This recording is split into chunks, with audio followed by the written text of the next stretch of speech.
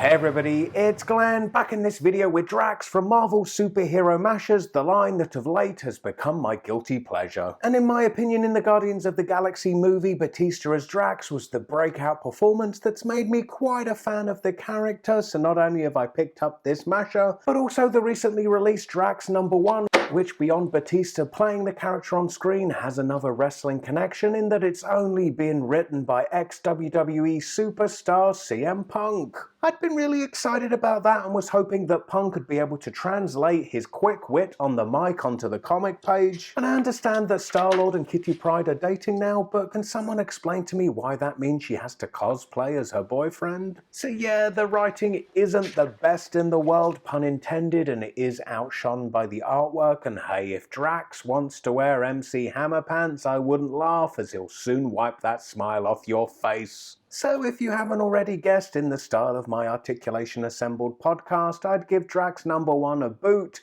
as in kick to the curb. Try reading Deadpool #1 instead, it's much better. Yet, will the Drax Smasher also receive a boot, or perhaps a positive toot? Well, before we open him up to find that out, let's pause to take a look at the packaging back, and we see other characters joining Drax in the Mashers line, including his fellow Guardian Groot, who it seems has donated his leg towards Drax in this picture on the packaging back, because these are Mashers, and if you didn't know, they get that name because you can mash different parts together. So here is Drax out of packaging, who follows not just Groot, but also Rocket Raccoon as a Masher, both of which I previously looked at. Plus a Star-Lord is also available. Ooh, Star-Lord, man. Yet that one seems to be victim of recent scrimping by Hasbro on the articulation in this line. And while we're on the subject, what better time to look at Drax's articulation? And the pleasant surprise here is that he features the posability of the more articulated initially released Mashers. So the head rotates and it looks down enough to make sure he's not splashing on the floor, and it also looks up a fair amount. At the shoulder, the arm rotates and it also hinges up, which we've lost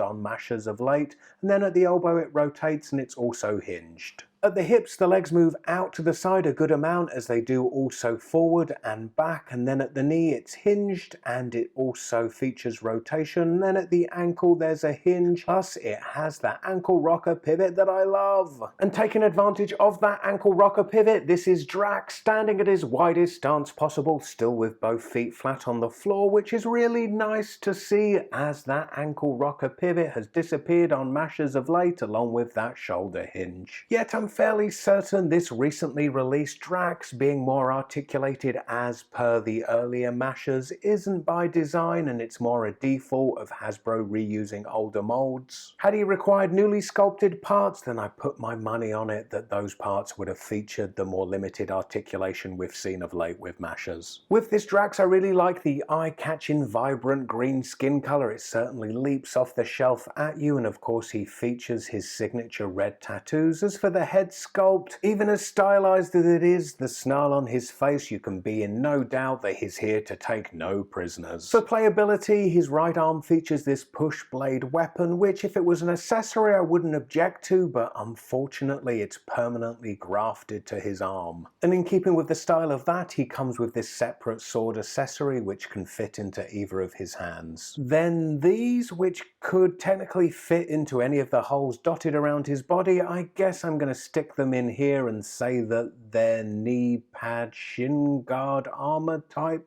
things. So there's Drax fully weaponized and ready for combat in whatever adventure CM Punk poorly writes. Yet the fun don't stop there. There's more, as he also comes with these Nova parts. Yet while Drax is sword in hand and, well, we all know, prone to a bit of violence, but worry thee not, he hasn't hacked poor Nova here apart. These are parts that we can mash onto Drax himself. I mean, me myself, I enjoy mashers just simply for their stylistic proportions really, but then I'm not really in the age group for these toys, so hey, if giving Drax Nova's head and arms is fun, don't let me rain on that parade. I mean, instead of an overarm, they could have given him a regular interchangeable Drax arm without a weapon attached to it, but that's me applying adult collector logic where it doesn't belong. Yet, to answer my own question that I raised earlier, and based alone on the fact that it's got better than I expected articulation, I'm gonna give him a toot.